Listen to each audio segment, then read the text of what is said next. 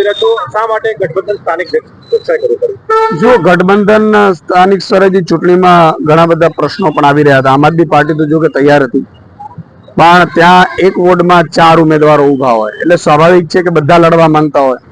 એમાંય જો 2 ઉમેદવાર આના 2 બીજી પાર્ટીના હોય તો ત્યાં ક્રોસ વોટિંગની સંભાવનાઓ જોવાતી હતી. પણ અમે સ્થાનિક લેવલે આમ આદમી પાર્ટીએ સ્થાનિક લેવલે પૂરી સત્તા આપી છે.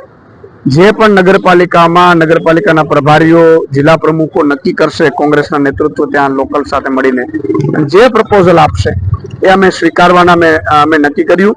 અને એના ભાગરૂપે માંગરોળ જે નગરપાલિકાની ચૂંટણી છે એમાં કોંગ્રેસ અને આમ આદમી પાર્ટીનું ગઠબંધન થયું છે. બીજી પણ કેટલીક નગરપાલિકાઓની ચૂંટણીઓમાંથી અમારી પાસે પ્રપોઝલ આવી રહી છે. કેટલીકમાં હજી સીટને લઈને અસમંજસ છે.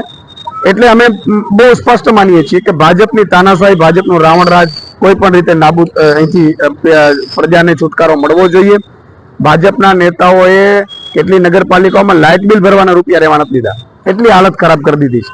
ત્યાં ગટર પાણી એની તો પ્રશ્નનો સીમા જ નથી. એટલે ફરીથી જો એ જ લોકો પાછા ચૂંટાઈ જાય, જો અમે અલગ અલગ લડીએ તો ફરીથી પ્રજાએ ભોગવવું પડશે. એટલે પ્રજા માટે થઈને અમે ગઠબંધન માટે તૈયાર થયા છીએ અને કેટલીક જગ્યાએથી સ્થાનિક લેવલે જે પણ ગઠબંધન આવી રહ્યું છે એને અમે મંજૂર કરી રહ્યા છીએ. સૌથી વધારે કયા ઝોનમાંથી ગઠબંધન થાય તેવી શક્યતા છે? સૌરાષ્ટ્ર ઝોન. સૌરાષ્ટ્ર ઝોનમાં મને એવું લાગે છે કે કારણ કે 24 નગરપાલિકાઓની ત્યાં ચૂંટણીઓ છે, એમાં કેટલીક નગરપાલિકાઓના થઈ ગયા છે, કેટલીક નગરપાલિકાઓની કેટલીક સીટો ઉપર થયું છે, કેટલીક નગરપાલિકાઓમાં હજી પ્રપોઝલ છે એ અમારા લેવલે આવી રહી છે, જે પેન્ડિંગ છે. ઓકે.